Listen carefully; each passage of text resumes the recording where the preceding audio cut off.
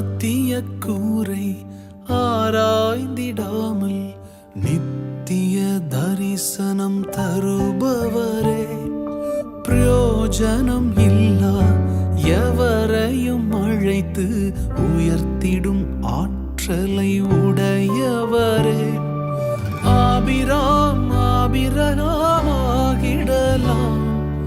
ஒருவன் 1000 மாறிடலாம், ஒருவனாயிருக்கையில் அழைத்தவரே, 1000 மகிழ்பவரே, சொன்னதை பிசகாமல் செய்பவரே, யாவே வைராக்கியம் உடையவரே.